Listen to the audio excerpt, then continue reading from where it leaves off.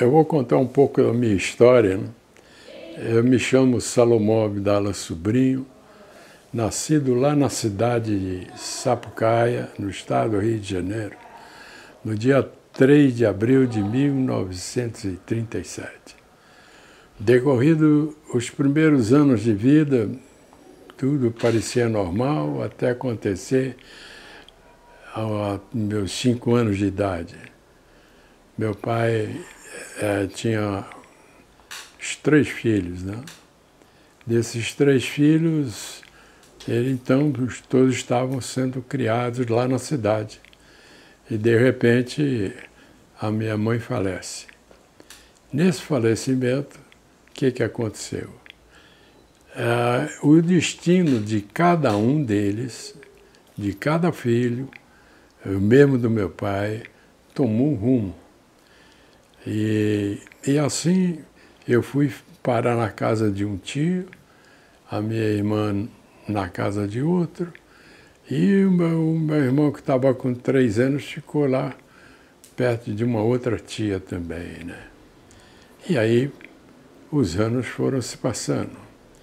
Na cidade onde eu morava, em Sapucaia, só existia o primário e o ginásio.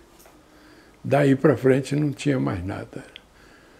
Aliás, não tinha nem o ginásio, era só o primário, porque era uma zona rural, totalmente rural. Essa cidade fica perto de uma cidade chamada Petrópolis, no estado do Rio de Janeiro, e dista do Rio de Janeiro de carro, hoje, em torno de 1 hora e pouco, né? Bom, terminei o curso primário. Ao terminar o curso primário, meu pai falou, pronto, onde eu vou te levar?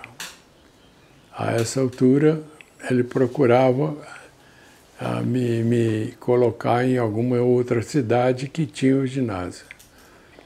Naquele período, para você entrar num ginásio, você tinha que ter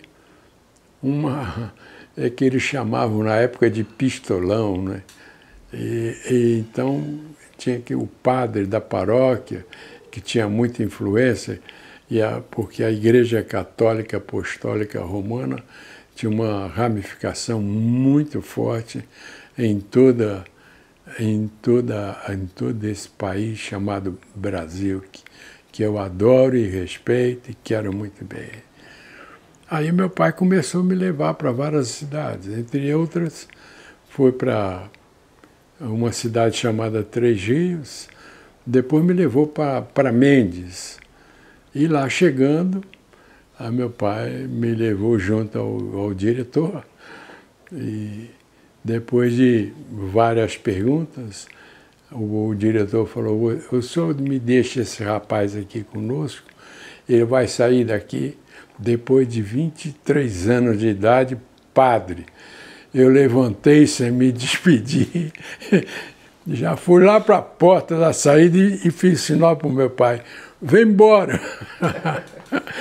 O meu pai me chamava para eu me despedir do pai, falou, não quero saber, eu não vou entrar aí. Eu tinha 10 para 11 anos. Bom, e aí, aonde é que eu vou estudar? E nisso surgiu a cidade de Marquês de Valença.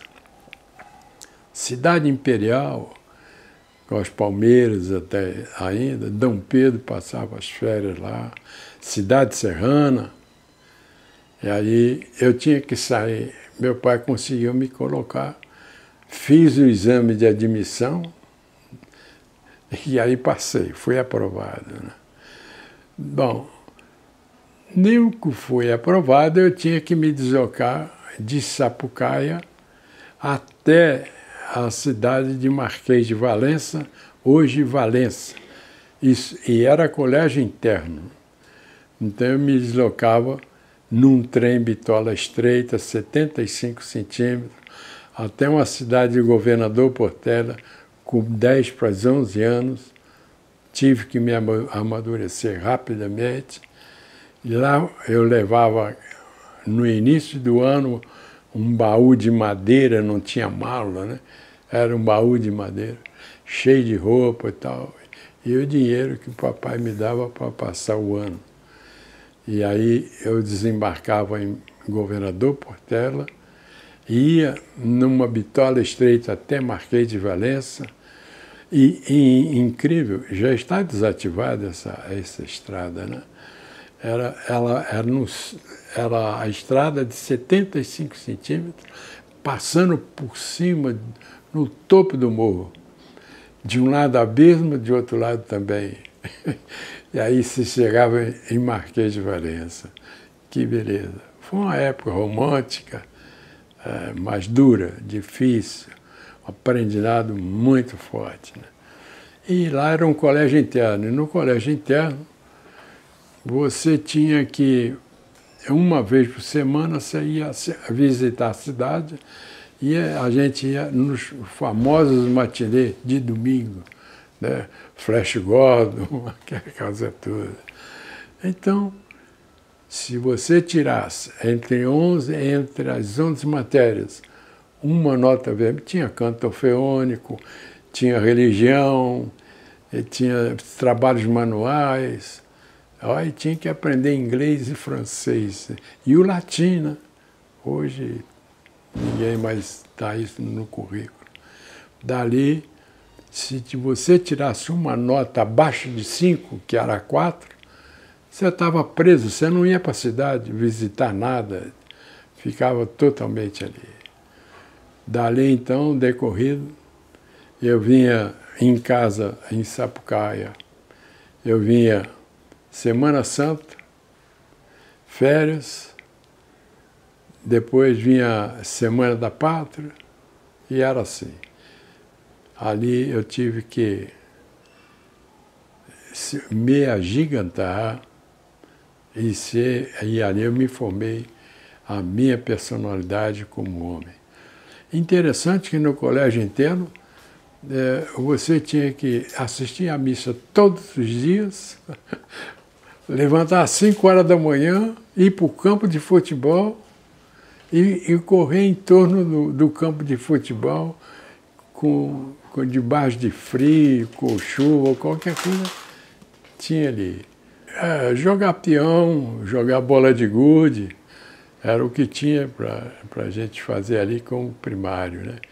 E aos 13 anos, eu tenho uma lembrança de uma moça que apareceu na cidade, né?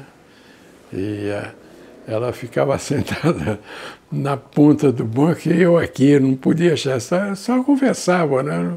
Não podia nem dar a mão, né? Era proibido na época. Ela ficava numa distância e quando eu me ameaçava de chegar ao meu corpo mais próximo dela, ela levantava. É uma loucura, né? E dali ela jogava o peão, aí a gente jogava também bola, mas ficava com a bola de meio, cheia de pano por dentro, porque não tinha bola direito.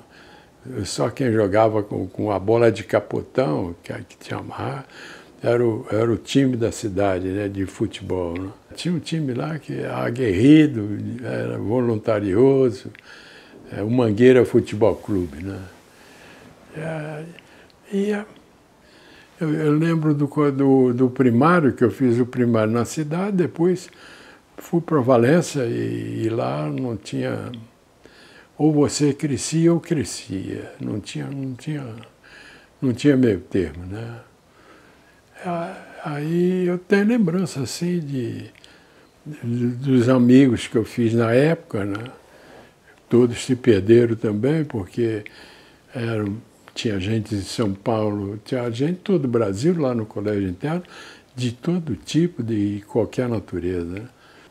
Eu só lembro do colégio interno um dia que eu estava na terceira série e era um professor de matemática, e esse professor de matemática, eu nunca soube disso, que eu era propenso a matemática ou não, mas tinham dois rapazes eram excelentes em matemática.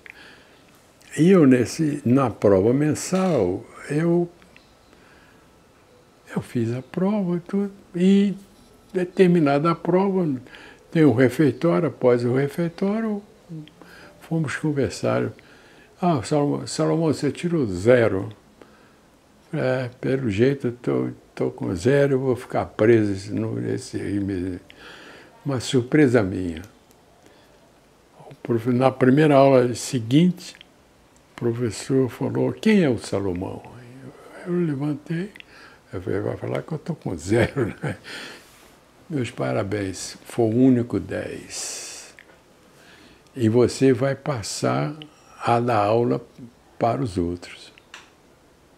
E chamou para a pedra. Eu nunca fui adepto da matemática, nunca fui... Nem lá no colégio interno. Eu estava um dia parado A gente fazia ginástica, fazia a física, né? Eram 4 movimentos só e acabava, né? E aí eu estava na quadra de basquete, parado, faltava uma pessoa para jogar, e a quadra era totalmente porosa, né? Não era nada de... Aí o técnico falou, ô meninão, vem cá, entra aqui. Aí ele falou, tá bom, eu fui andando, ele jogou a bola para mim de basquete.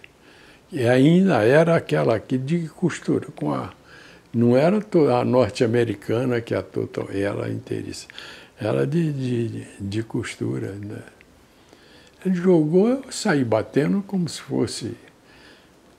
Aí não parei mais e me arrebentou toda a sola do pé, tudo, estava um sol danado. Aí tudo bem. E dali eu comecei a me entusiasmar para o basquete, né? Nisso, meu pai escreve lá e fala para mim, escreve, porque eu não tinha outra coisa. Chegou a carta, ele já dava o dinheiro para passar todo o ano, pagar a escola e tudo. Falou, pega o seu dinheiro aí, você vai para São Paulo nesse endereço. E eu falei, caramba, eu estava com 13 anos para 14.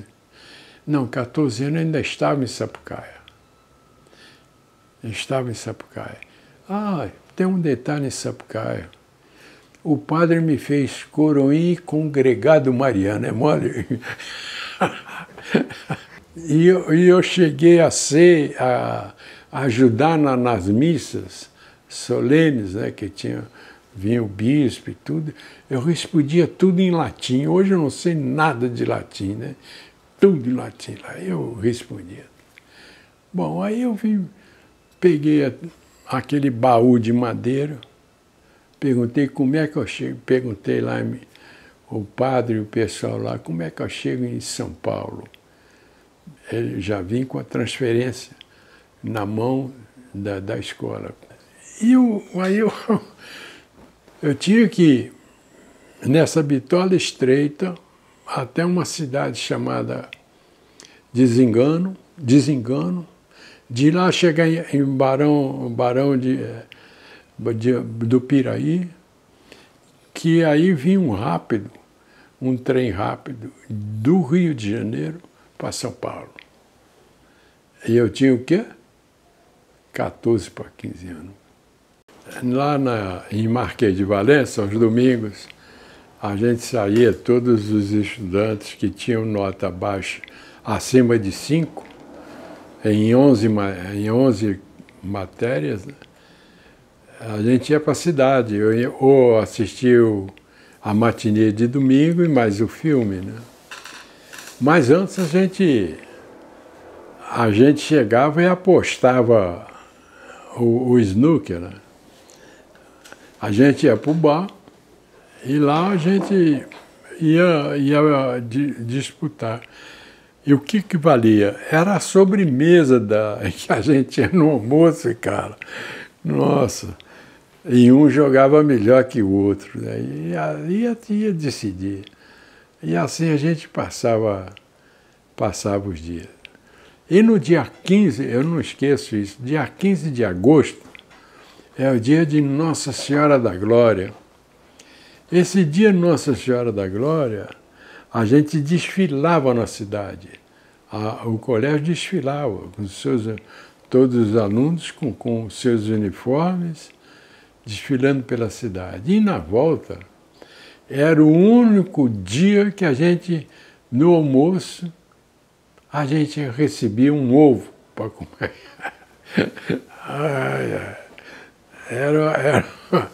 Era uma farra para gente.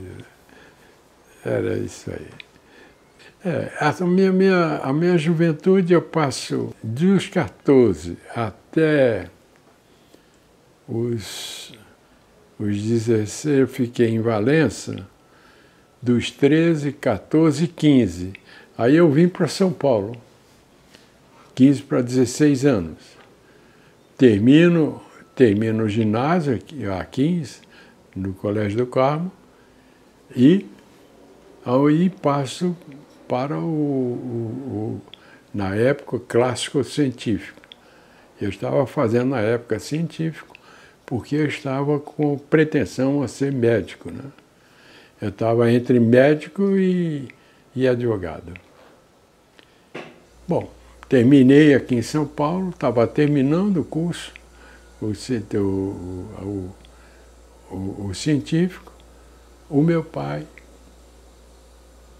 perdeu todo o dinheiro dele aqui e foi para Mogi das Cruzes, abriu um comércio lá.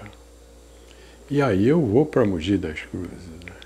Mas aqui eu já jogava pelo colégio, Colégio do Carmo, já jogava o basquete, já praticava o esporte. E nós fomos campeão colegial várias e várias vezes, né? Também cheguei a ser campeão tinha a Gazeta Esportiva, tinha um torneio popular, né, que surgiu muito atleta aí, né?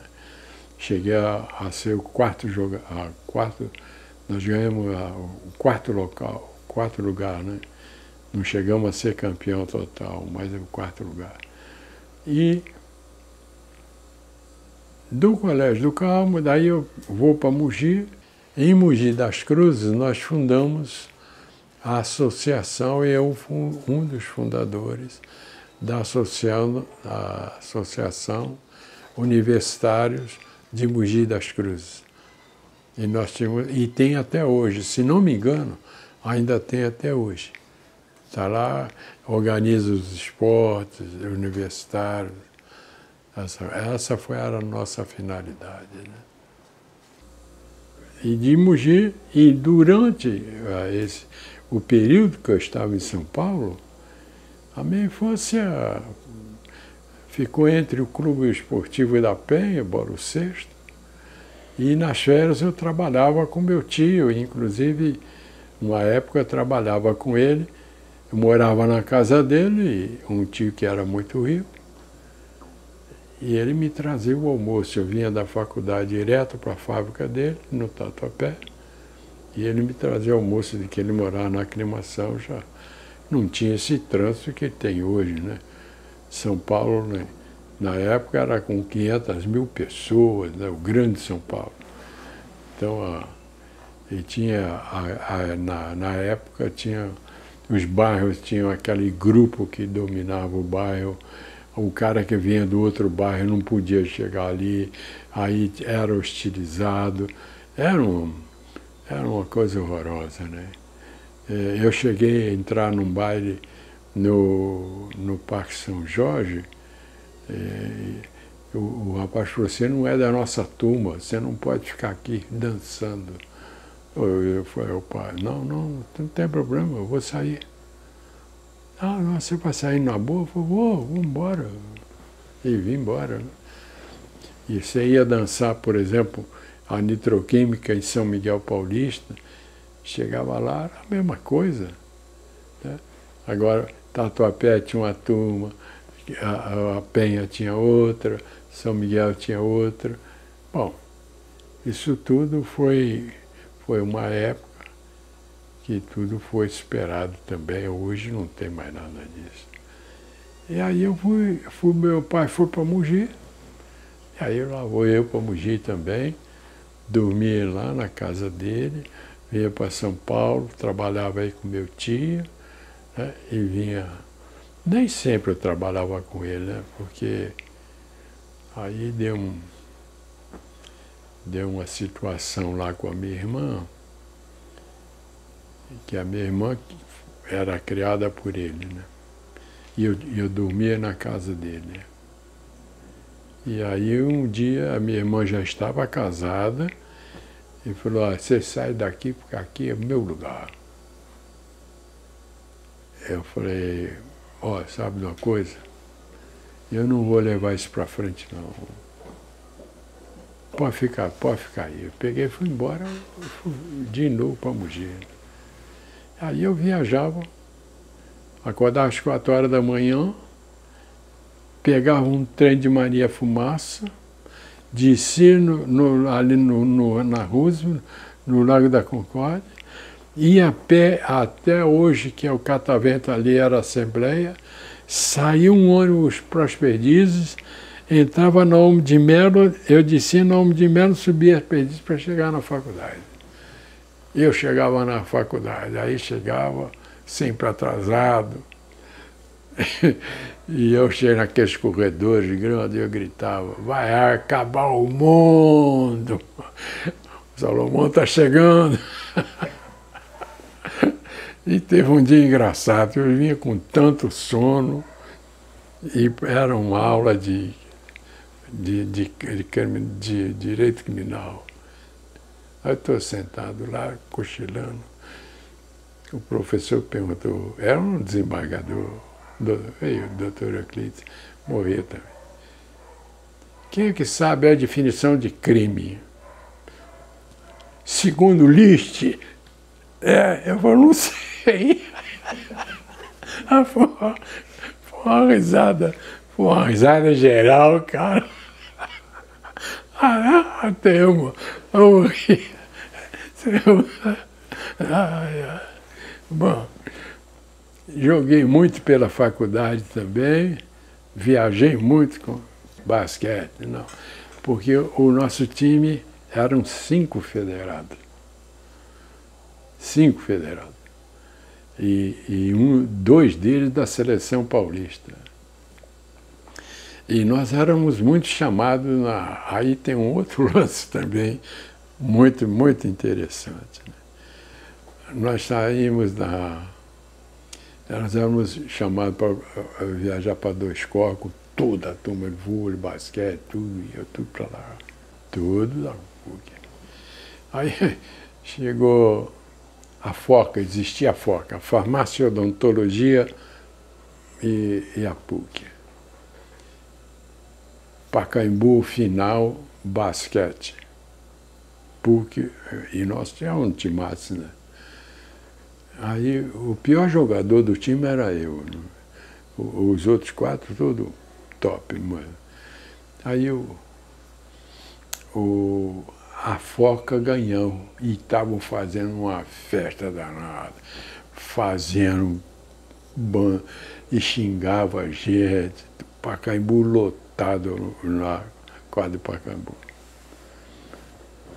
O de Mantas e o Haddad, que eram 2 top, vamos fazer uma coisa aqui, vamos humilhar esses caras. Falou, o que vocês vão fazer? O Dimã falou, joga a bola para mim, senão que eu vou voltar e vou fazer um cesto para eles e eu vou falar, vocês não fazem cesto, nós é que estamos fazendo. Eu falei, não faz isso aí vai dar confusão. Mas é para dar confusão mesmo. O que eles estão pensando que são? Ah, tá. Então, tá bom, você quer dar a bola? O técnico falou, pode fazer isso. Joga a bola para eles. Porque eu jogava mais na armação.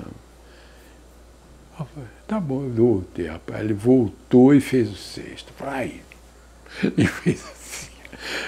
Aquilo fez assim, ó. E nós estamos correndo até hoje. Outro lance hilariante. Basquete para o Mogi das Cruzes, seleção de Mogi. Eu estou lá. Vem uma bola para mim, eu saio na bandeja e vou fazer o cesto. O cara. E lá, na época, o cesto era de concreto armado. Bom, nunca eu fui subir para fazer, o cara me empurra pelas costas, eu vou direto, não tinha nem colchão no coisa. Eu falei, caramba, o juiz não apitou nada. Surgiu uma outra oportunidade, a bola veio para mim, eu subi. Quando fomos subir, o cara, outra vez, eu voltei direto no juiz, peguei o apito dele e falei, fora daqui, estou correndo até hoje.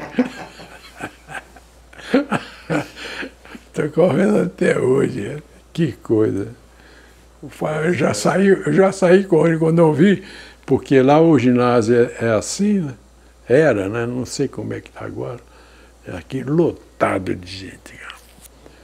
Aí quando eu vi aquele povo descendo assim, aí todo mundo, acabou o jogo. E assim foi. Bom, nós estamos aí na época, era muito difícil, sabe, muito difícil namoro assim, só quando ia para os bailes, a moça dizia que a gente podia dançar de rosto colado, né? Quando ela colava o rosto, é porque a gente já era um prenúncio de mais alguma coisa. E aí, ó, me espera em tal lugar, assim, falou, tudo bem. Não, era só o lance, nada mais do que o lance. Né? Existia em São Paulo 3 faculdades de Direito e uma de Medicina, que era a Pinheiros. Não existia, a Paulista surgiu depois, aí surgiu a Faculdade de Medicina Paulista. E de Direito era a Faculdade São Francisco, Mackenzie e a PUC. Bom, eu estava indeciso, 18 anos para 19, aquela coisa toda. Meu pai é árabe, sírio, veio para cá, mal falava o português, não orientava nada, absolutamente nenhum dos filhos, não orientou nada. E com a morte da minha mãe, então, piorou tudo. Né? É bom, eu durante a faculdade, eu declamava. Durante a faculdade, eu conheci uma cantora em São Paulo. E ela me apresentou um dramaturgo. Como eu declamava, inclusive no Sede Sapiense, pela PUC, eu declamava. Eu fazia a exposição de Castro Alves, Gonçalves Dias, Davi Negreiro, eu sabia ele inteirinho. Eu era chamado para as peças dos negros pelo Navio Negreiro. Inclusive em Mogi das Cruzes, eu declamei o Navio Negreiro. Né? Tinha na cabeça, hoje eu não lembro totalmente como é, mas... Não arrisca uma palhinha? Arrisca uma palhinha aí pra gente? Não tem problema se não lembrar tudo. Estamos em plano mar. abrindo as velas ao quente afar das virações marinhas, veleiro briga e corre a flor dos mares, como rostam nas vagas andorinhas. De onde vem? Para onde vai? E aí, por aí afora. A ceia dos cardeais eu declamava. É em que pensas, cardeal? E por aí, né? Bom, hoje... Aí eu estava nessa esteira, o pessoal falou, não, você tem que fazer direito. Você tem que fazer direito, nada de fazer de medicina. Meu pai ficava silente. Família toda árabe. Aliás, eu era considerado o patinho feio, porque meu pai queria que eu largasse do terceiro ano da faculdade para montar uma loja para mim, para eu ganhar dinheiro. Você não está ganhando dinheiro? Do terceiro ano da faculdade. Eu falei, não, eu vou continuar. Eu vou continuar. Bom, como é que eu decidi? Eu estava no curso de medicina, o preparatório. Estava já há mais de 2 anos fazendo o preparatório para a Pinheiros. Estudava. De repente, vou fazer direito. Em 2 meses, eu entrei num curso aí chamado Castelões, e eu gostava muito da língua francesa. Você tinha que prestar o francês ou o inglês. Aí eu prestei o francês. No que eu fui prestar o francês, eu passei em 8º lugar, porque tinha o latim, né? E eu tinha a base do colégio interno de latim, né? Um trecho, eu lembro que todinho o trecho de Ovídio, não errei absolutamente nada. E eu tinha já uma percepção, na época eu não sabia, em português, tanto em português como também no Colégio do Carmo, eu tinha uma percepção, eu falei assim, o que será que eles vão perguntar Tinha muita história na São Francisco, das dissertações e tal, né? O que eles vão perguntar na minha dissertação de português? Sabe de uma coisa, eu vou preparar o Dia de Finados. Aí fui preparar o Dia de Finados. Memento Anno Murqui, até aí eu lembro, em latim. Embaixo eu fiz a tradução do latim e fui descrevendo o que era o finado. 10. Outra percepção grande que eu tive foi... Eu estava no colégio do Carmo, aqui em São Paulo. O professor de português... Aqui não tem ninguém que possa declamar a Gonçalves Dias. Silêncio. Não tem nenhum homem aqui. Aí eu levantei e falei, aqui está um homem. Para quê, rapaz? Ele me deu uma... Era desse tamanho. Eu lembro que era... Aos fortes só pode exaltar. Não, a vida é assim, Gonçalves Dias, aos fortes a vida só pode exaltar, aos fracos, aí vai embora. Né? Aí chegou a prova de português, era o dia das bandeiras, dia 19 de novembro. Eu falei, acho que ele vai dar esse ponto aí para a gente descrever a dissertação. não deu outro. Eu preparei, eu escrevi, deixei guardado no dia eu ri ali.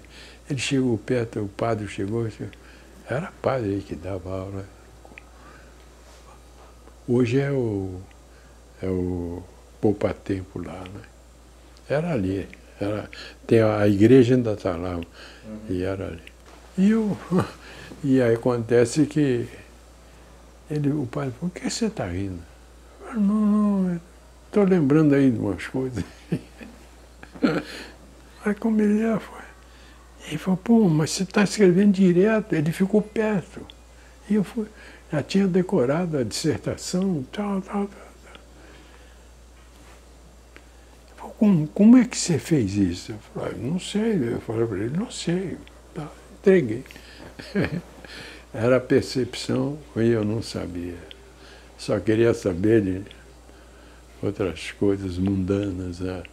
Basquete, só falava em basquete, viagem, essa coisa toda. Bom, termina a faculdade.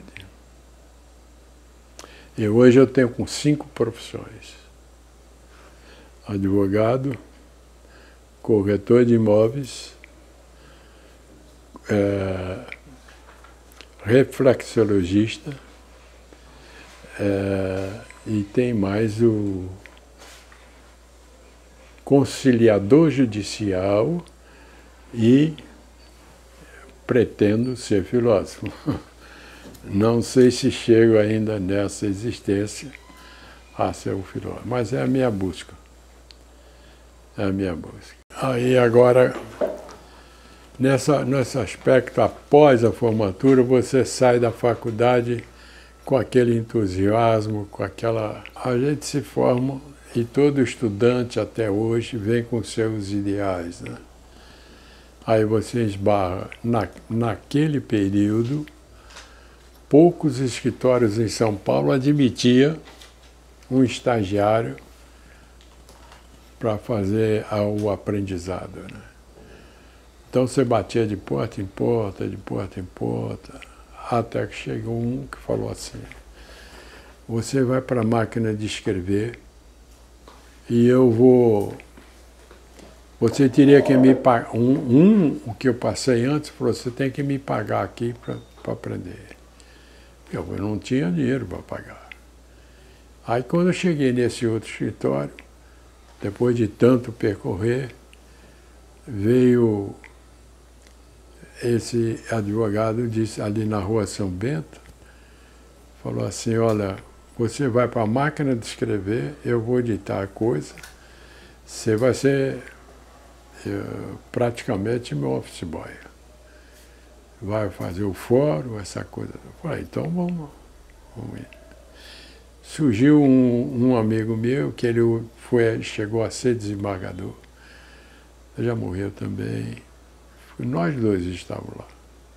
Bom, e aí eu vou ficar assim nessa, aí quero sair dali, quero procurar. Aí você começa a procurar. E vai procurando. Aí você consegue achar não um emprego, mas um escritório que te acolhe ali, como me acolheu, criminal, para fazer o fórum criminal, toda ali aquela coisa, mas você era o boy dele também. Não, também não. Aí achei um outro, lá na 24 de maio, mesma coisa. Depois fui para um outro escritório, na Praça da República, mesma coisa, te explorando a conta inteira, nada registrado, nada fixo. E eu, em 1963, eu me formava. E aí, casei. Junto com o casamento, surgia o problema profissional. Até que eu consegui. Eu tinha uma parte de dinheiro, meu pai me ajudou com dinheiro, e eu consegui, na 7 de abril, um imóvel. Dali aquele imóvel, saí desse escritório da República e montei lá. Tinha 73 clientes lá dentro. Daí que eu fui parar em banco. Um dia passando pelo fórum, um colega que jogava futebol lá na PUC, ele me viu e falou, você vai para o Banco Auxiliar, está aqui. Eu sou o diretor lá, você vai... E aí eu entrei no banco. Entro no Banco Auxiliar, comecei... É interessante que lá tinha que tratar de assuntos, o diretor falou, você vai cuidar de assuntos do Banco Central. Era difícil, ninguém queria isso, na faculdade não ensina. Aí eu comecei a estudar. Fiquei um mês sem fazer nada pelo banco, só estudando lá dentro a legislação do Banco Central, que é toda diferente, é toda especial, é uma lei especial. Bom, eu fiquei especialista aí, né? Daí começou a dar o meu crescimento. Aí entrei nas advogado de grandes processos e saí por questão política. No que saiu para a questão política, eu fui do auxiliar, eu fui para onde? Eu fui para um outro banco que ele era um dos maiores acionistas do Banco Auxiliar, o Induscred, né? E lá fiquei muitos anos com os armênios, trabalhando. Depois Safra. Não, antes do Safra, voltei na massa do banco, da massa falida do auxiliar. Da massa falida do auxiliar fui para o Simos. Do Simos eu fui para o Safra. Safra, o Banco Pontual. Toda essa foi a minha trajetória. E no Banco Pontual eu encontro um advogado que está me ajudando muito, me ajudou muito, foi o Delcio Petrone Júnior. E o banqueiro, que é o José Bahia Sobrinho, eu rendo também a minha homenagem, eu rendo a homenagem a esses dois, que foi um aprendizado, muito um aprendizado fantástico. O Bahia, então, dado a disciplina que ele tem, a imposição que ele tem, o mesmo Delcio Petrone, eles, dentro da profissão, eles não brincam. Agem como tem que ser dentro da lei. Nada mais além disso. Não. E ali eu aprendi demais. Sofri também bom. Bom, nessas alturas, quando eu saio da faculdade, tenho o escritório, perco o escritório, vou para o banco, eu estava já casado com a primeira, onde nasceu o Regis e a Regiane. As minhas duas obras-primas. Essas duas obras-primas aí foram fantásticas, né? E dali a coisa começa a surgir e eu venho a conhecer a minha segunda esposa dentro do Banco Auxiliar. Foi quando o diretor, e lá dentro eu a conheci, e o dia que ele me despediu, que é por questões políticas, ele simplesmente chamou-a, olha o que ele fez. Ele chamou, colocou ela na cadeira, começou a conversar e me chamou depois. Que ela era advogada lá de um setor. Vou despedir de você na frente dela. Não precisava fazer isso. E ela começou a chorar, falou, mas chorar na frente desse canalha, desse porco que está aí, não faça isso. Não merece. esse cara não é gente. Ó, tudo arrepiado. Esse cara não é gente. Ele dava risada. Ele dava um sorriso, ele ria assim como eu tô. Ele sorria com aquele sorriso assim amarelo. Eu falei, levanta daí, vamos embora daqui. Faça o que você quiser. Eu já estava a essa altura, eu tinha advogado para minha tia, estava cobertado, né? Antes ela falou, o que você precisar, Salomão. Aí depois que aconteceu no mesmo dia, eu falei com ela, falou, não, o que você precisar pode uma mulher que me ajudou demais também na vida, demais. Salema Miguel. E o meu marido, que eu fiz o inventário dele, que o meu tio também, que me ajudou muito, Cháquer Miguel. Né? Ele me ajudou também bastante aí.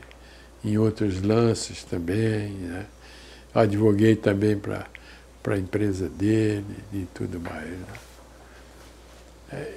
Então, terminada essa fase, eu vou para o Pontual e lá tem... E durante o início da minha advocacia, tem um fato interessante. Eu estou no escritório e eu estou pedindo, era um escritório de criminal, do doutor Assis Moura, famoso esse nome aí. Doutor Lincoln era o juiz e tinha o filho Antônio de Pádua Assis Moura. E eu trabalhava no escritório do Antônio.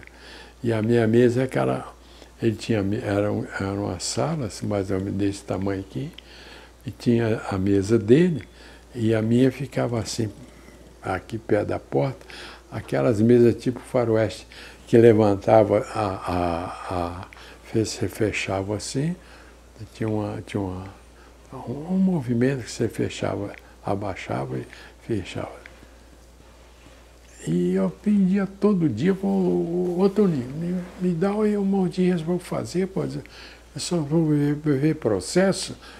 E o Tarcísio Meira, esse artista, ele trabalhava na 16ª Vara Criminal. E eu sempre perguntava pelo nome dos escreventes para pegar a amizade. Então, e eu falei, qual é o seu nome? Ele falou, eu sou o Tarcísio Meira. Foi muito prazer, eu não te conheço, cara, estou conhecendo agora. Levantou, empinou o peito, eu sou o Tarcísio Meira. Muito prazer. O artista. Ele era rapagão, tinha 20 e poucos anos. Bom, aí o Antônio chegou e falou assim para mim, você vai fazer uma audiência hoje. Eu falei, então vou lá, posso ir lá? Na Tabatinguera já derrubaram até o prédio, não tem nem mais prédio. Aí eu fui. Ele falou, como é que é esse negócio? A gente é advogar por os cabos e soldados da Força Pública do Estado de São Paulo.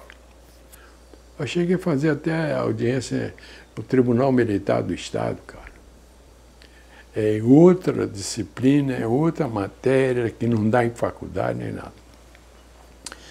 Aí ele falou assim, eu já avisei o soldado que ele vai ser condenado e você... Não, fique tranquilo, ele vai ser condenado. Eu falei, mas você vai me fazer isso? Que eu já vou ver o cara condenado? É para você treinar. Eu falei, pô, que treino, né, meu? Aí eu vou. Chego lá, quem é você? É você? Me cumprimentei tudo. Ele falou, doutor, eu já tirei todas as minhas coisas, deixei aí com o meu cunhado, ele já vai levar tudo, eu já sei que eu vou sair algemado daqui. Aí eu falei, vamos ver. Eu ainda falei assim, vamos ver. Entrei para audiência. O juiz chama testemunha de antecedente. Aí chega e fala assim para mim, doutor, pode fazer? Eu falei, pode fazer o quê, doutor? Não tinha estágio, não tinha nada, rapaz. Aí ele falou assim, não, é para saber, o senhor, é a primeira audiência que o senhor está fazendo? Eu falei, excelência, eu não... O doutor lá, o que é o titular, me mandou aqui. Ele te mandou assim? Foi. Bom, o senhor não sabe o que é testemunho de antecedência? Eu falei, não sei, na frente do réu. Eu falei, não sei. Aí ele falou assim, pergunta para ele se conhece, como é que ele vai, tudo e tal. Aí eu fiz. Quantas mais tem? Tem mais 3. Ele falou, não, doutor, faz mais uma. Tá bom. Tá bom. Chamei mais uma. E o réu, a cabeça baixa, quase chorou. Eu olhava para o cara e falei, que frio que eu entrei. Que frio, rapaz. Aí falou, tá bom. Aí ele falou, já encerramos a instrução, agora vamos para o julgamento. Chamou o promotor pediu a condenação, Ele falou, doutor, pode falar agora? Eu falei, falar o quê? Eu falei para ele. Ele falou, nunca fez. Não, eu nunca fiz. Pega aqui o processo, eu vou dar uma folha de papel para o senhor e uma caneta, vai lá. Eu não vou te dar tempo. O senhor analisa esse processo. Veja o que tem de falho e o senhor fala. Tá bom, fui lá, sentei. 4 horas da manhã, Avenida Ipiranga. Lá tinha um taxidiel.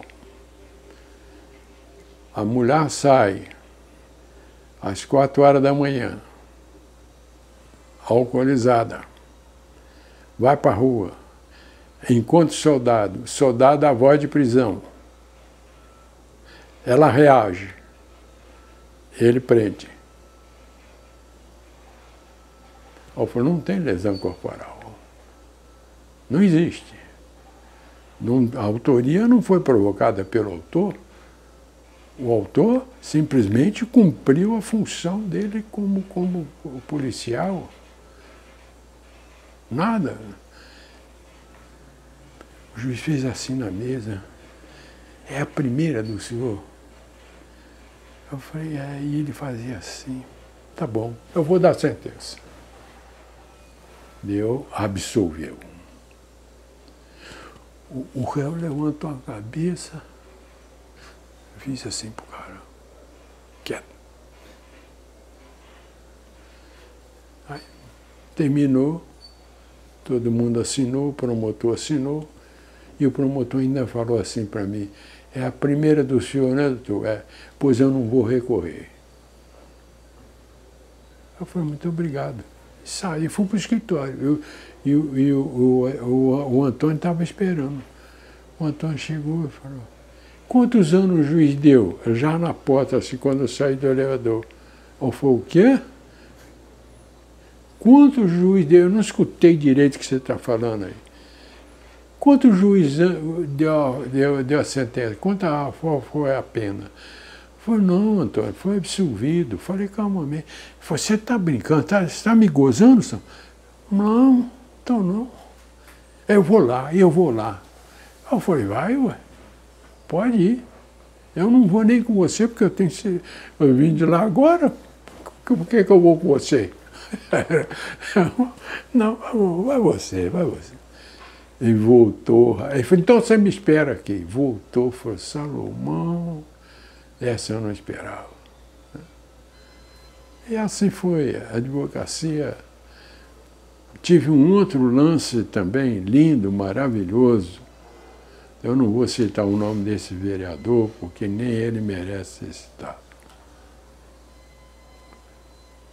O Ricardo Izar, que era o deputado, ele estudou comigo na faculdade. Tem uns lances lá, jogou bola com a gente também. Tem uns lances lá que eu não vou citar, porque Ó, você precisa defender esse meu primo. É por isso que eu não vou falar o nome dele, ele é político aí. Ó, o que ele fez? Não. Teve uma menina, ele trabalhava na loja do tio dele aí na 25, apareceu uma moça, ele saiu. Na época não tinha motel, não tinha nada, era tudo hotel, prendia essa coisa toda. A moça saiu lá depois do hotel, foi para a delegacia dizendo que ele violentou. E você vai defender. Pô, logo essa, cara. Eu estava recém-formado também. Aí eu fui conversar com ele. Perguntei todas as características de como se deu essa coisa toda. Não era defloramento, porque quem deflorava a mulher ou casava ou ia em cana. Ou ia ser preso, né? Uma das duas. Aí eu falei, bom, vou fazer o seguinte. Vamos esperar o laudo médico, o laudo da técnica. O laudo acusou toda aquela parte íntima e tal. O dia da audiência, eu já estava um pouco mais tarimbado no crime. Depois eu larguei, depois de tudo isso eu abandonei esse negócio de crime criminal. A moça estava presente. Eu falei pro réu, você tem certeza que não foi você o primeiro? Ele falou, absoluta. Falou baixinho para mim. Eu falei, eu vou fazer uma pergunta definitiva.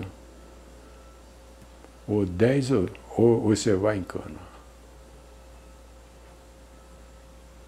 Pois faça. Aí o juiz chegou a minha vez, o juiz perguntou, só tem alguma pergunta? Eu falei, tenho. Quero saber se ela pode dizer se esse rapaz aí foi o primeiro no caminho a deflorá-la.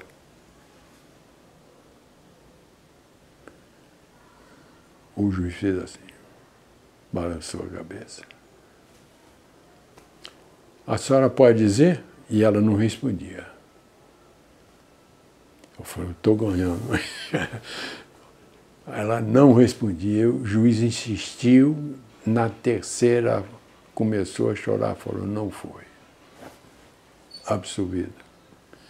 Eu encontro, por uma causalidade, esse político no aeroporto de Cumbica. Ele estava esperando o filho dele chegando de Nova York. Eu estava esperando uma minha cunhada chegando de Roma. Nisso, eu esbarro com ele, como vai? Então, vai. Ele falou, sabe de uma coisa? Eu não te conheço. Aquilo que aconteceu lá no passado é passado. Eu falei, pois aí eu gritei, eu aumentei a voz, pois eu vou te lembrar porque você fez isso. Para. Que negócio é esse, cara? Eu estou te comprando numa boa, você vem com essa arrogância? Ele saiu de fininho assim, ó. Esse foi outro lance. No tribunal, eu fiz várias sustentações oral, aí pelo banco também. E eu cheguei lá num dia na sustentação oral, teve um lance lá interessante, né? No Banco Auxiliar, me descobriram lá que eu era, uma época eu advoguei no crime.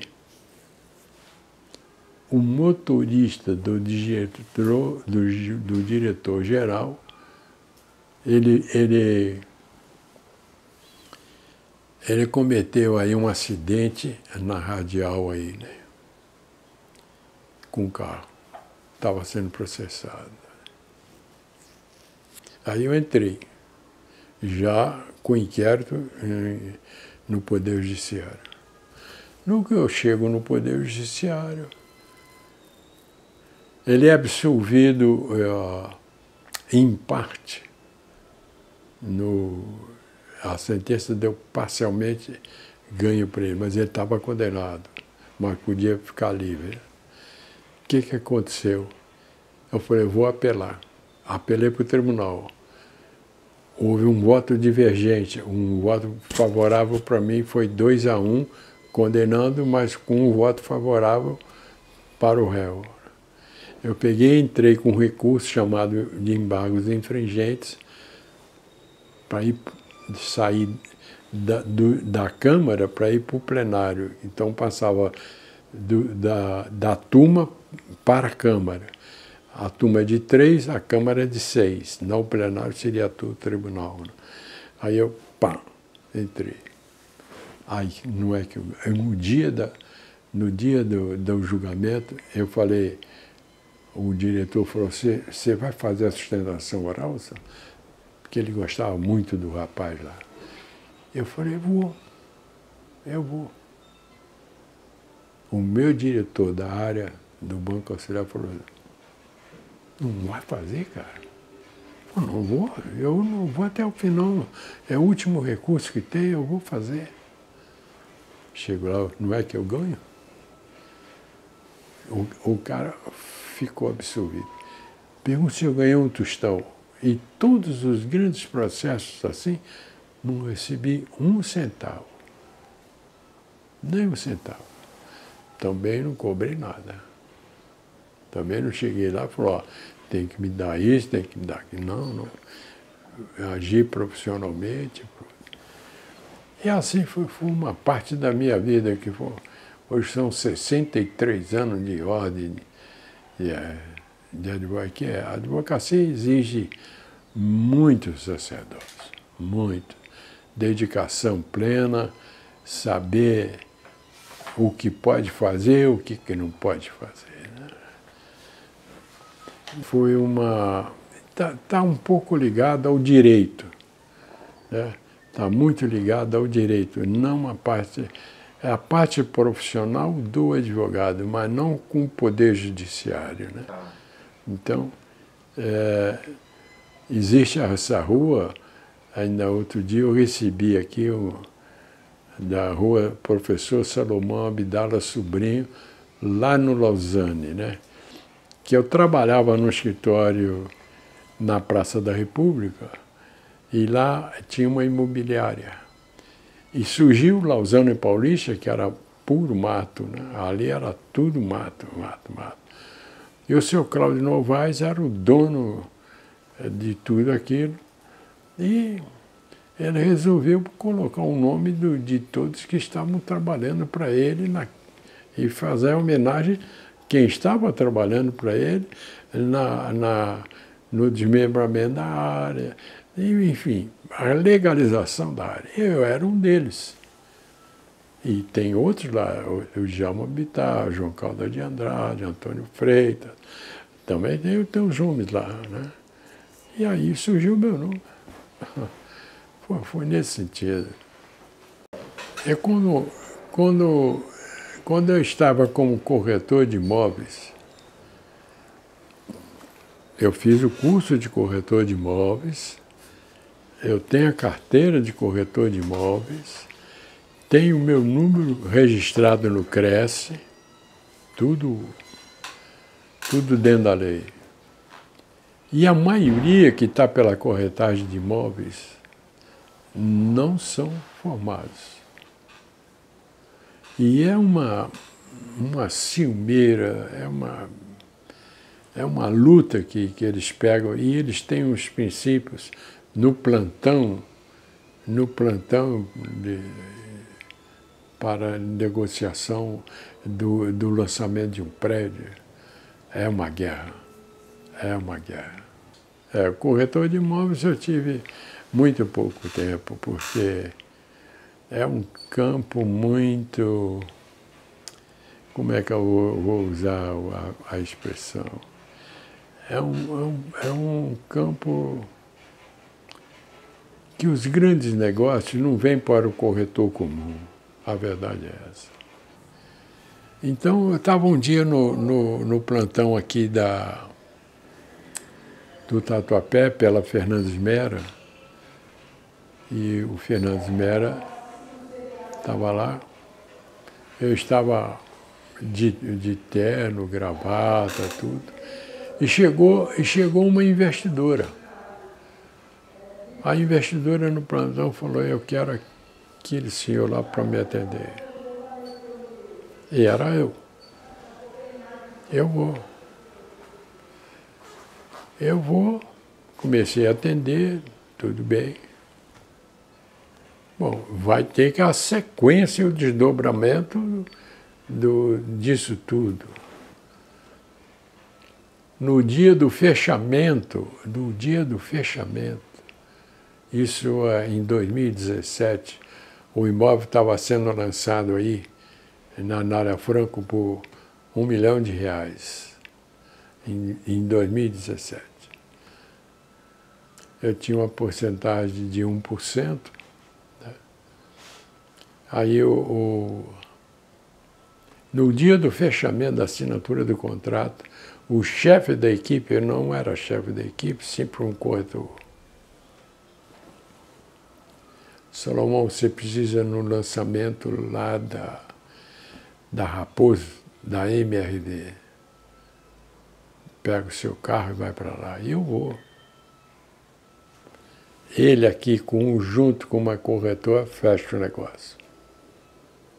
Como é que eu fiquei sabendo? Porque um da minha equipe, que não admite esse tipo desse passo, né? Me contou. Eu falei, é verdade. Aí eu fui para cima da corretora dele. Ele ficou quieto, o chefe. Ela falou, chorando, casada, eu precisava do dinheiro. Eu falei, e você, não acha que eu não precisava? Bom, a última coisa que eu falei para os dois. Aí eu falei, não quero mais saber disso. Aí desisti, fui para o Cresce, tranquei minha matrícula, quis saber mais.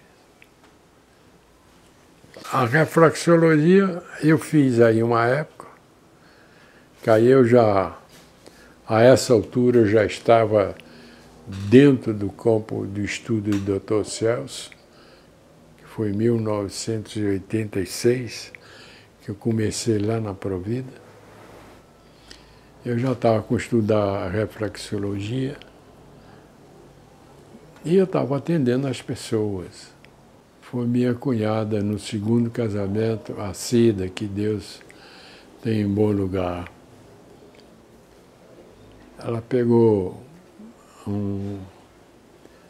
tem um livro de reflexologia de uma médica inglesa, eu tenho uma cópia, só no Brasil, acho que só tenho eu que tenho esse livro aí. A reflexologia é totalmente diferente. Falou, Salomão, toma, eu acho que você tem jeito para coisa. Eu falei, Cida, eu nunca pensei nisso. Não, vai.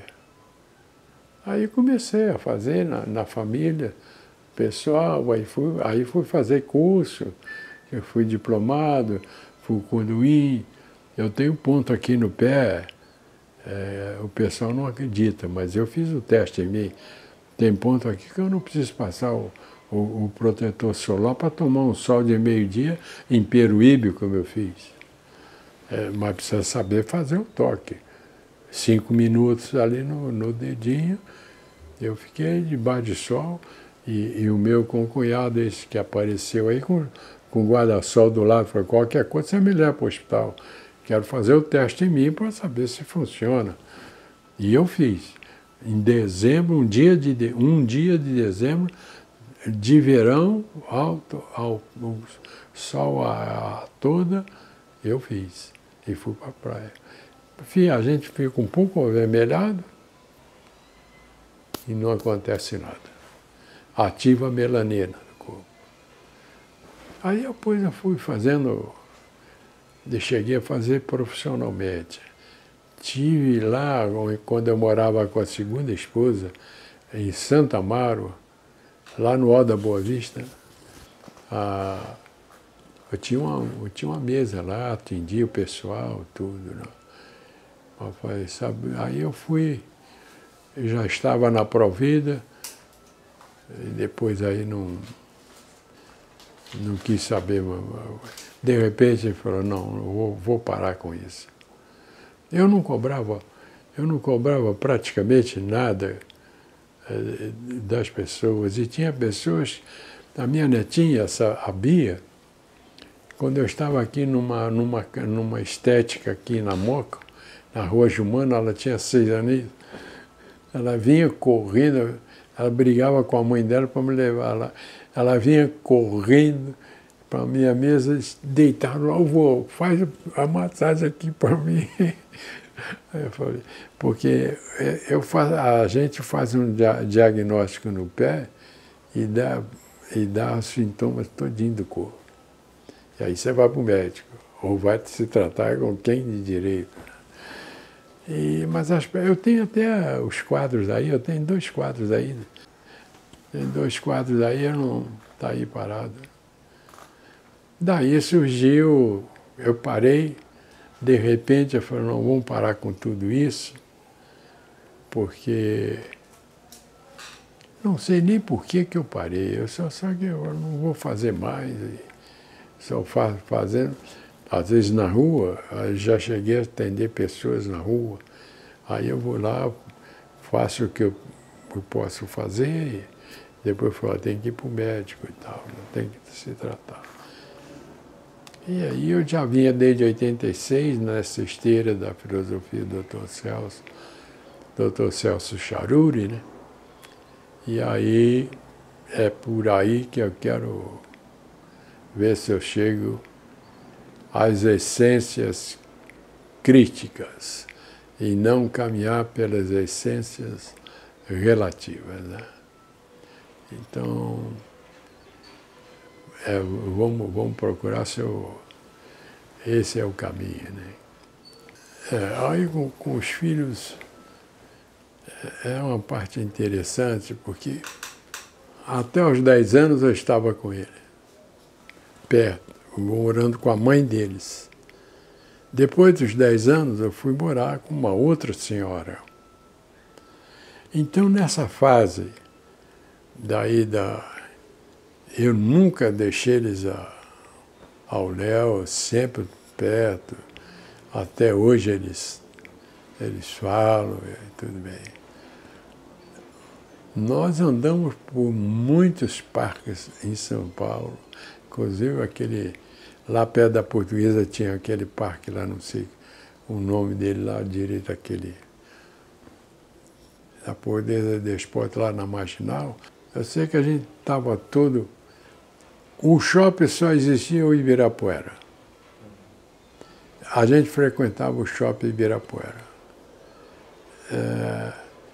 Quando surgiu os hambúrgueres, eles deliravam.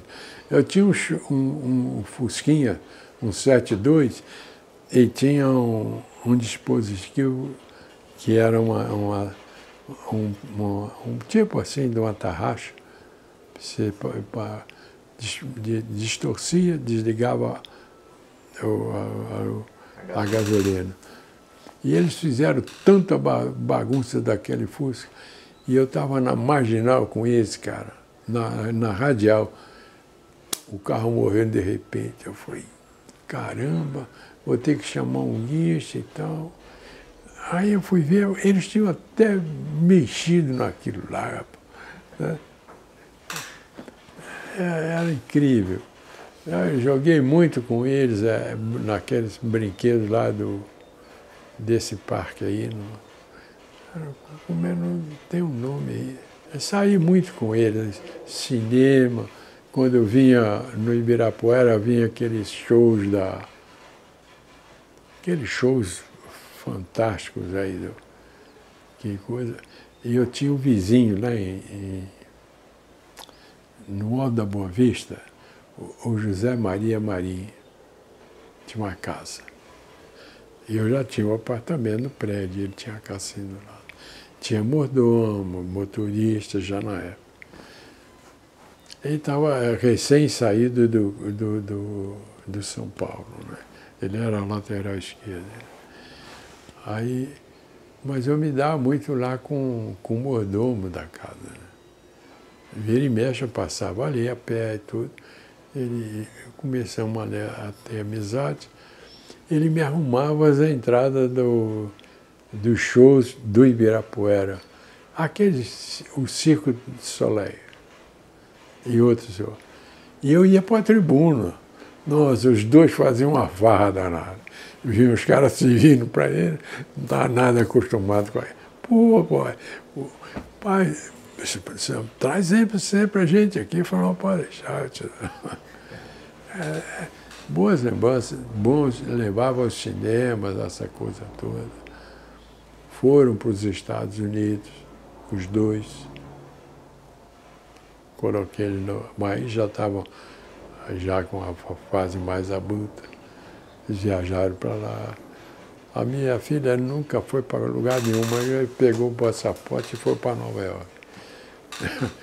Eles voltaram.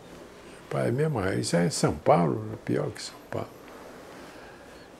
E assim foi. Eu viajei para os Estados Unidos pelo Banco Pontual. Né? Banco Pontual, quem tinha mais de 10 anos de casa, vamos levá-los lá. Né? E levou a turma para lá.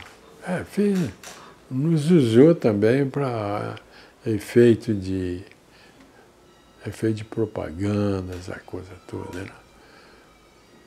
E lá nós passamos o fim de ano, lá em Nova York, e nós fomos assistir o Big Apple. Pô, aquele Big Apple, uma bola de maçã subindo e descendo, né? Aí quando desce aparece o outro lá em cima. Ladrão para tudo quanto é lado. E eles têm a lei lá que o cara não pode beber na rua, mas pode carregar a bebida dentro de um saco de papel. Os caras levavam, os policiais chegavam e quebravam. Era caco de vidro. Eu não fiquei com a mulher lá no meio, não. Voltamos para o hotel. E os seguranças também ficaram tão apavorados. O segurança estava junto com a gente. Voltamos todos. E o pessoal que estava tinha tipo um cordão, né? Tinha a Andel Blue, que são os seguranças azuis que estavam contratados pelo branco para dar segurança e não conseguiram fazer a segurança. Os ladrões entravam e roubou todos que estavam lá dentro. Todos. Não sobrou um. E eu já tinha vindo embora, amigo. A sorte é que eu vim embora. É assim.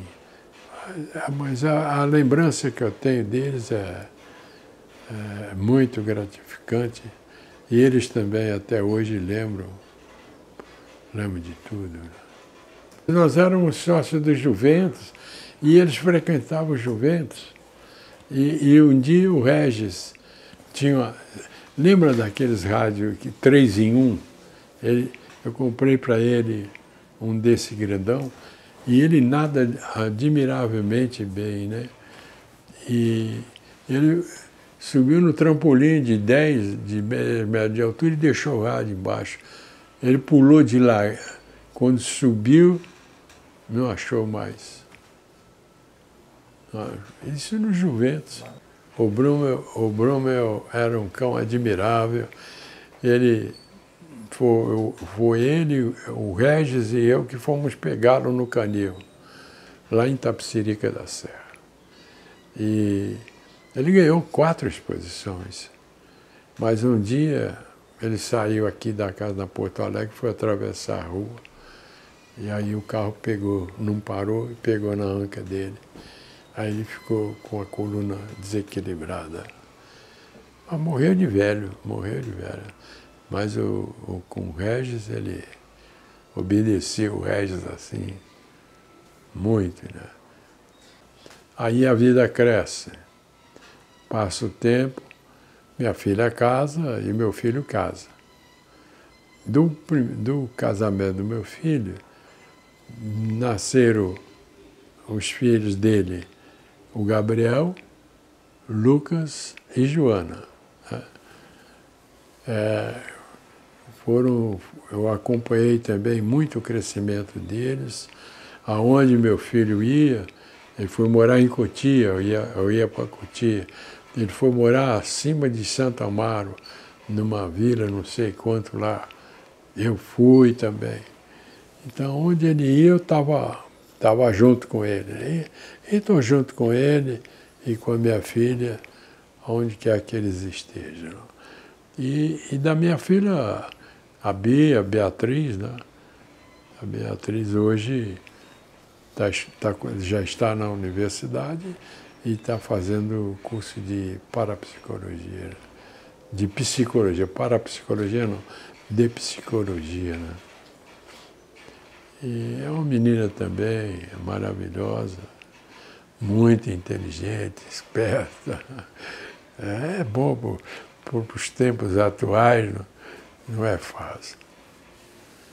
Mas é isso aí, é um pouco essa minha trajetória terrestre, por enquanto, né? Não sei o que mais está reservado aí para mim, não sei. Praticamente eu fui um adulto com 10 anos. Eu não sentia essa diferença de... Eu tinha responsabilidade uma em cima da outra, uma em cima da outra. Ou tem, não tem essa de... Olha, estou brincando aqui de fantasia, não tem essa. Eu não penso nisso. Por que eu não penso nisso? Porque dado o abraço que eu dei na filosofia que eu tenho. Então, para mim, eu devo ser assim mais alguma coisa. Esse mais alguma coisa eu não sei o que é. Estou buscando. É o caminho da luz? Então é o caminho da luz. Não tem essa comigo, dado... porque o meu tempo era melhor. O tempo, eu tenho uma expressão aí que eu uso sempre. Não deixa que o passado, que o presente, não deixa o presente pensado de um futuro que não tem, de um passado que é um futuro que não tem. Para com isso. Não. E eu não parei, eu estou sempre aprendendo.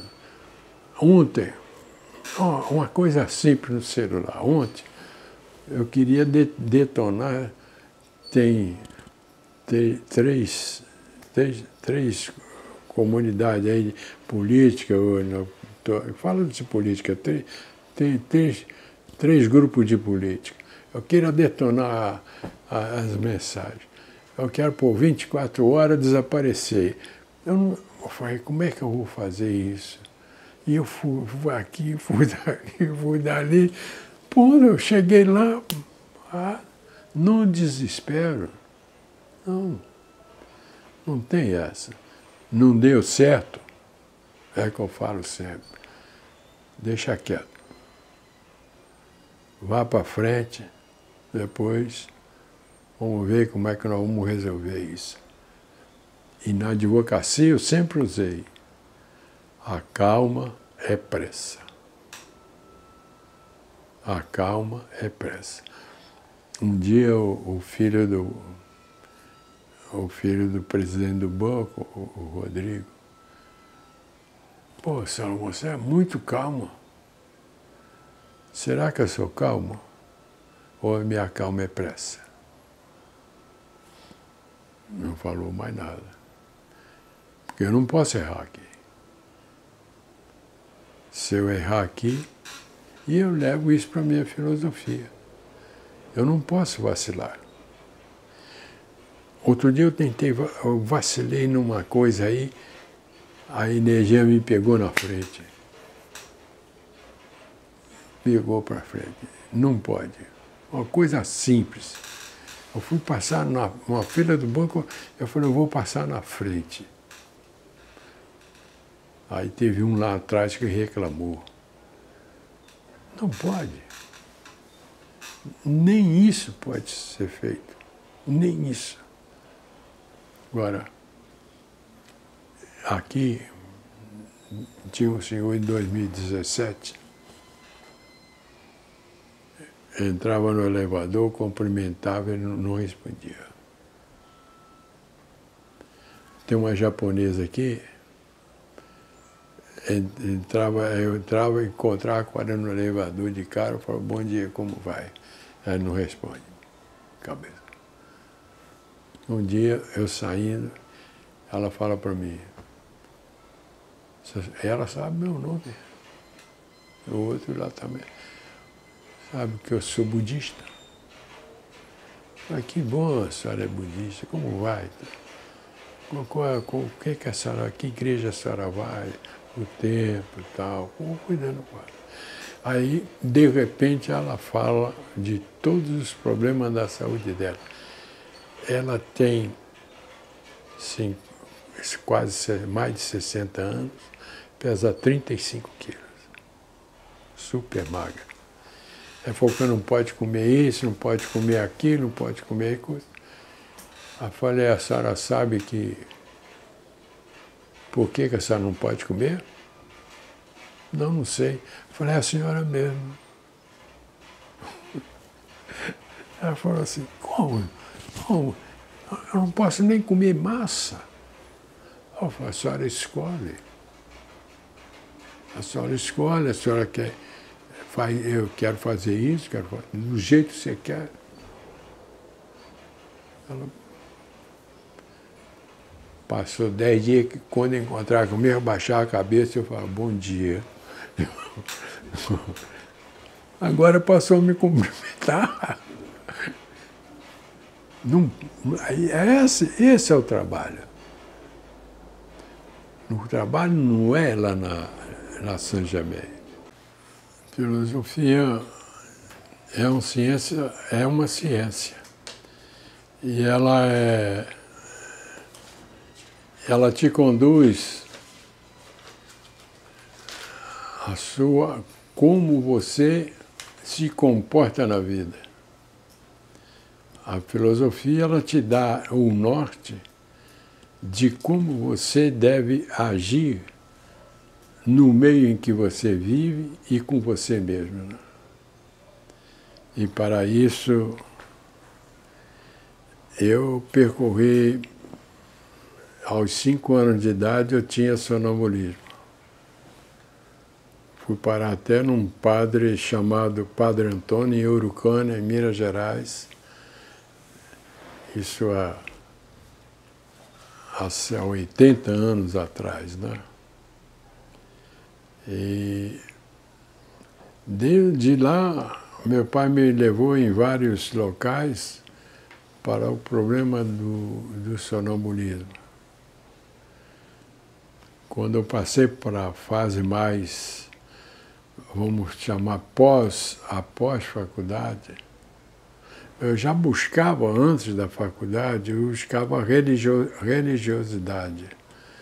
E como eu cresci dentro de uma cultura católica apostólica romana, que foi lá em Valência, mesmo na minha cidade, que era uma cidade rural, eu passei a acreditar e acreditava que existia uma coisa divina, mas não sabia o que era e nem comigo o que estava acontecendo.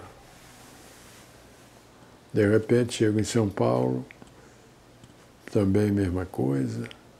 Daí eu começo a me inteirar mais sobre os outros estudos.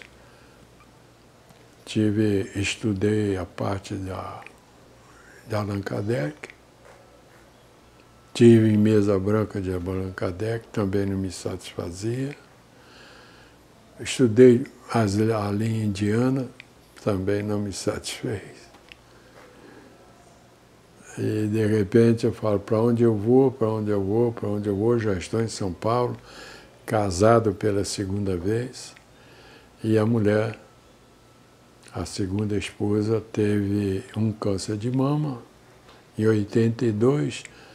1982, fase difícil também, muito difícil. Ela extirpou a mama, não tinha transplante na época, nem nada. Essa mulher também se transformou, passou a ser outra mulher.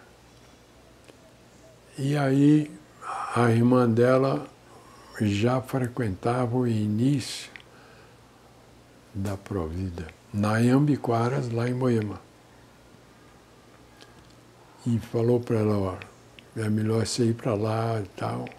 E ela ia. E a essa altura da vida eu estava na mesa branca estudando lá na Demóstenes e também frequentava o Amor e Paz em Moema. Kardec, mesa branca, e abri os trabalhos. Também não me satisfez.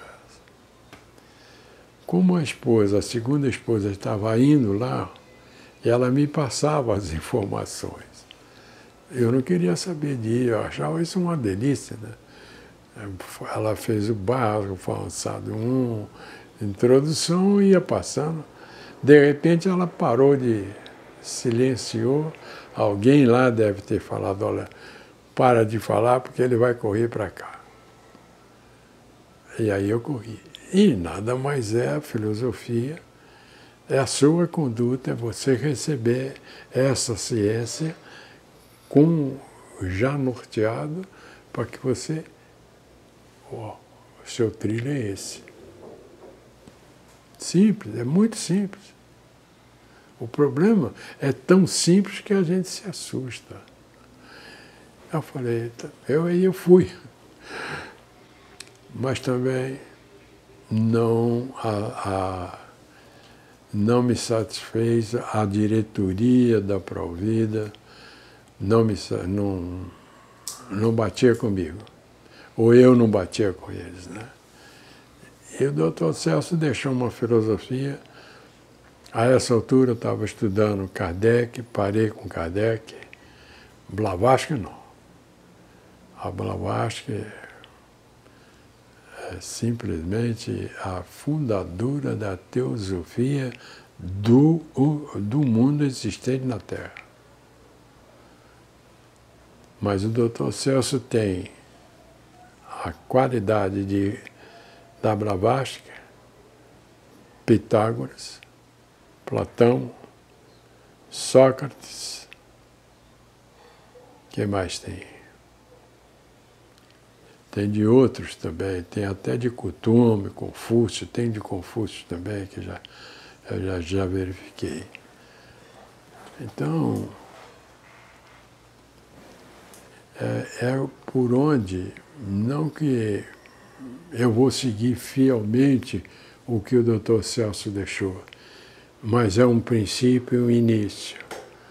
Porque à medida em que você vai ampliando a sua consciência e vai recebendo informações outras, você não sabe se amanhã você recebe uma informação do plano, você tem que cumprir isso.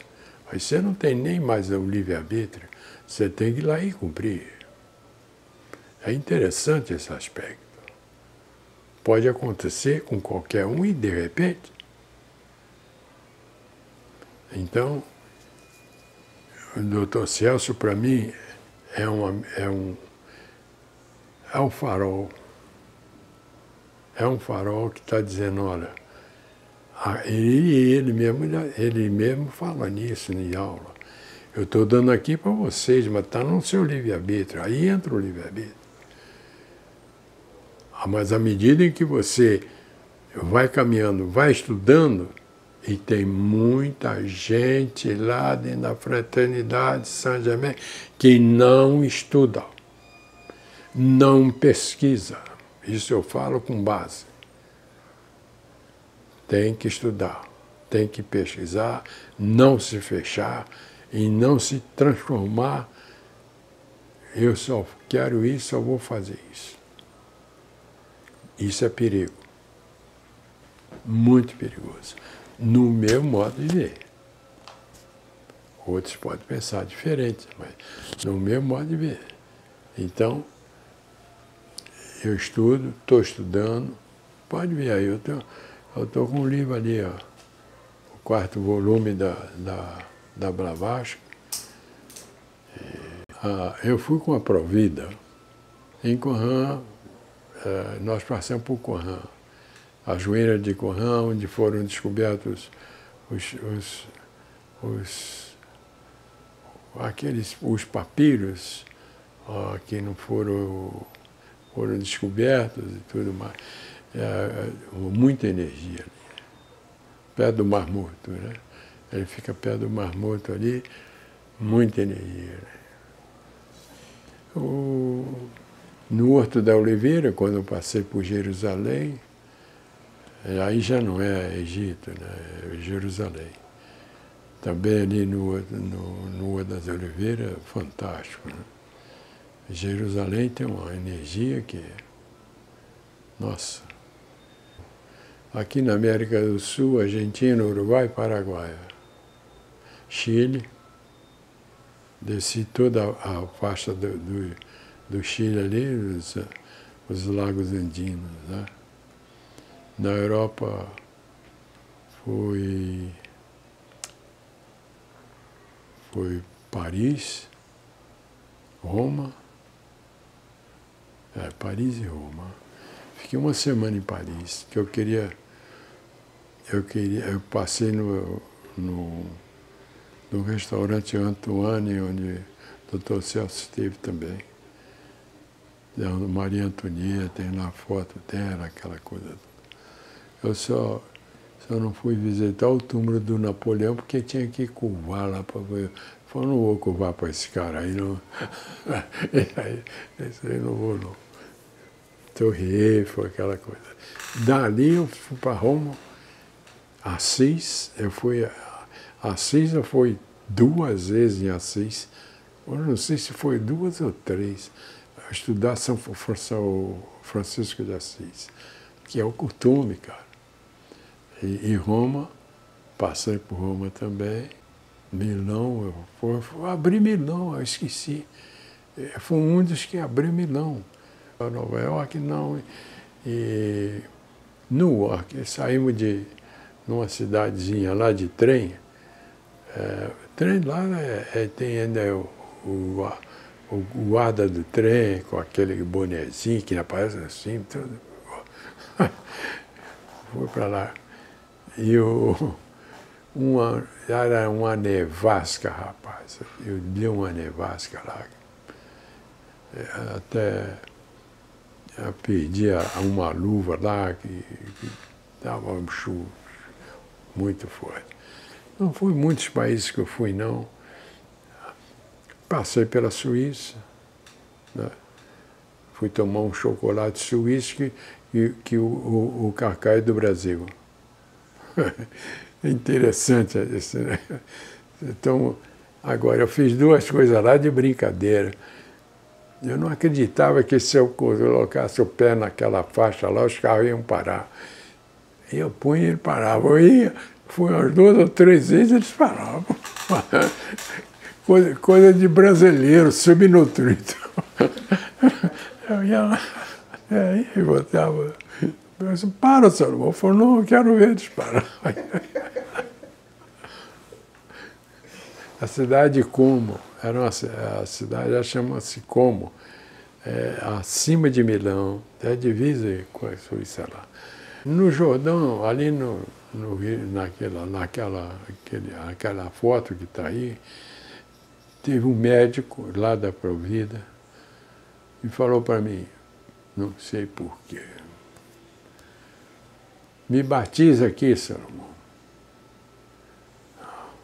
Eu falei, você acha que eu tenho competência para te batizar? Cara, Me batiza, Salomão. Estou te mandando.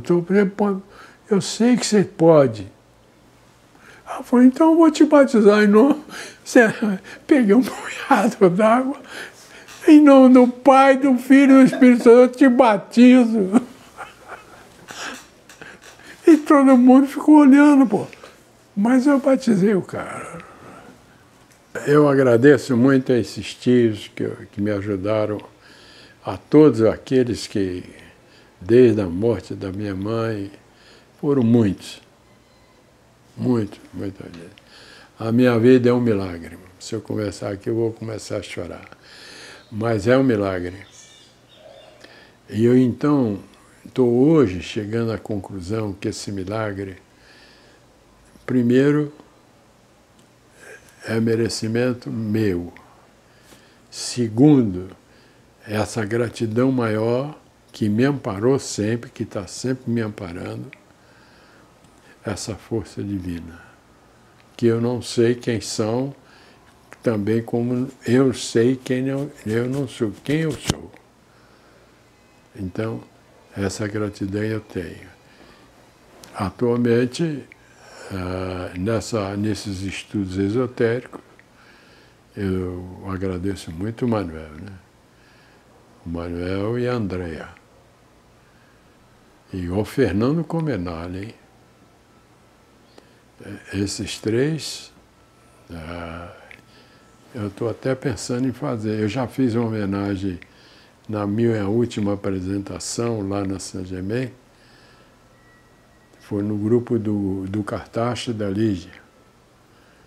E eu agradeci a Lígia, e agradeci o Manuel e a Andrea. Eu sou grato muito a Andrea, ela me segurou lá. Né? Muita coisa. E estou procurando estudar e corresponder a essa força divina, essa força maior, e não procurar me caminhar pelas essências relativas, que eu sei que isso aí não vai dar em nada. Hoje eu vejo que tudo passa, né? Tudo passa, é muito rápido. Precisa mudar o homem.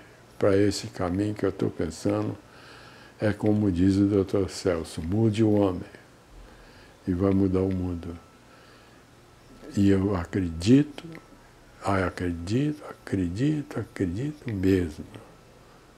E vai haver uma mudança. Para onde vai, não sei. Se eu disser para você, ó, estou tudo aqui, ó, vai ter mudança. E eu acredito que essa mudança não é para esse estado de coisas. E eu provo isso. Vai ser uma mudança para melhor. Eu vou provar. Com o quê? Com a história. Egito. Eu não vou nem chegar nos Sumérios, que eu tenho estudo dos Sumérios. Posso falar nos Sumérios, que aconteceu igualzinho que está acontecendo hoje aqui. Igual. Mudou para melhor. Depois vem a Atlântida, depois do Sumério, Atlântida. Igual que aconteceu. O que aconteceu? Os Sumérios, que foi na região da África, onde está a Síria, o Líbano, aqueles países árabes, houve só a mudança do povo. Já na Atlântida houve o afundamento da Atlântida. Egito. O que aconteceu depois da Atlântida? Veio o Egito. Estou provando que haverá mudança. No Egito, houve a mudança de toda a política, de toda a população. Quando ninguém tinha mais esperança de nada, houve a mudança. Muito bem. Mais recente, Roma. Roma, houve também. Nero tocou fogo em Roma. Eu passei em Roma, eu vi ainda a parte toda da parte antiga de Roma, que eles não destruíram, eles mantêm aquilo lá para mostrar para o povo o que foi feito. Está lá. Houve o quê? A mudança do homem. da população. E é isso que o Dr. Celso já nos disse. Vai mudar o homem, mudou tudo. Não é consertar isso que está aí. Isso não tem jeito, porque eles estão... esse lado que é a destruição, só o egoísmo para eles estão fechados. Como é que você vai tirar isso daqui? Não tem jeito. Só tem um jeito, mudar o homem. É o que vai acontecer. O homem de boa vontade, o outro reza lá, esse senhor que está aqui, esse senhor é simples, ninguém dá nada por ele, mas eu dou valor para ele. Ele tem a sabedoria dele. E é isso, São Antônio. Conhecimento é sabedoria. A essência é sabedoria. Como é que não pratica? Não é ficar lá dentro da escola para ver o erro dos monitores para depois fazer crítica, cara. Que troço é esse?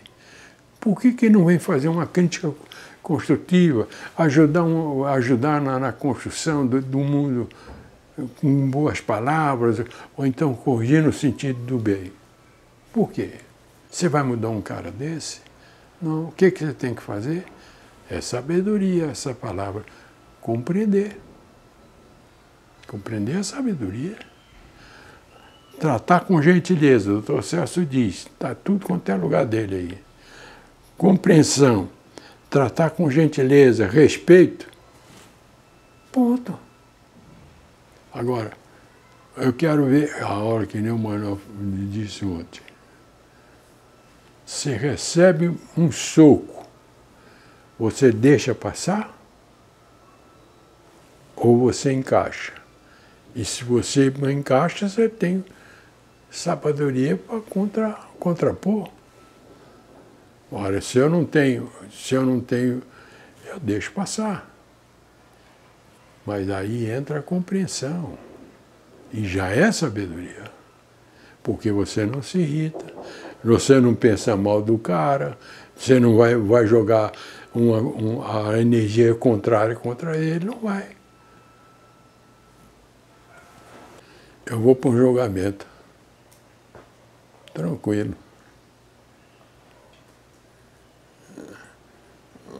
Eu não sei bem o que é continuidade.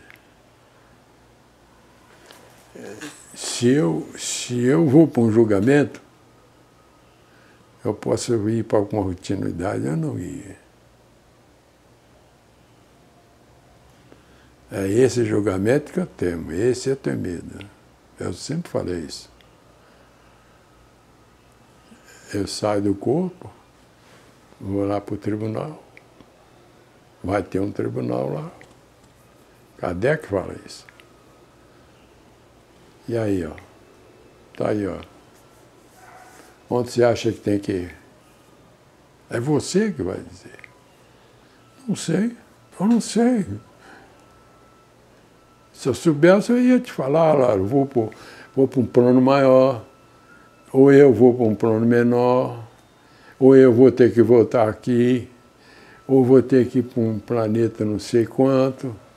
Não, eu já peguei luz suficiente, eu já vou para a escala, são 7, né? São 7 escalas maiores, 12, são 12. Eu quero ir já para o 12. Não sei.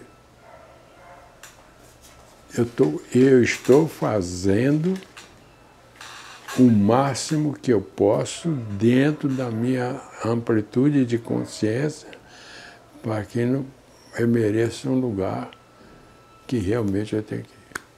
A mensagem que eu deixo aí para os meus filhos, para os meus netos, é que em todas as decisões que eles tenham que tomar, tomam no seu sentir, que toma essa decisão no seu sentir, na sua percepção, e que você esteja sempre confortável nessa conduta. E sempre respeitar a todos, e a tudo que encontrar pela frente, porque isso é sabedoria. Creio em mim, creio, porque isso que eu estou passando para vocês não é meu. Isso é milenar, isso vem desde os Sumérios, Atlântida, Egípcio, Roma, por todo esse canto. É isso que eu desejo a vocês. Caminhe sempre no sentido do bem. Não vai dar erro. E Deus abençoe todos vocês. Essa última frase aí, que é esse provérbio egípcio. Deixa eu ler aqui. A mensagem que eu digo para a humanidade é compartilhar tudo que você já sabe, respeitando o limite o limite do outro. Dentro do que você já sabe, você passar esse conhecimento. Não para todos indistintamente, mas dentro de cada um, para que você não perca essa oportunidade de passar. Compartilhar sempre, né? E eu encerraria aqui com esse provérbio egípcio, aliás, provérbio egípcio. Se desejas ser feliz, tens que desejar ver os outros felizes também. E o Dr. Celso tem uma outra expressão que ele diz: dar felicidade ao outro, sempre, porque você está dando, isso é dar felicidade a você mesmo. E aí você tem essa oportunidade também de se beneficiar. E um pontinho aí, um bequinho aí para você poder, no tribunal final, poder contrapor aquilo que vai se apresentar, aquilo que você fez aqui embaixo. Né? Aqui embaixo que eu digo, eu não sei se eu estou embaixo, estou em cima, do lado, mas sempre aqui. É isso aí, é dar felicidade. Isso é felicidade.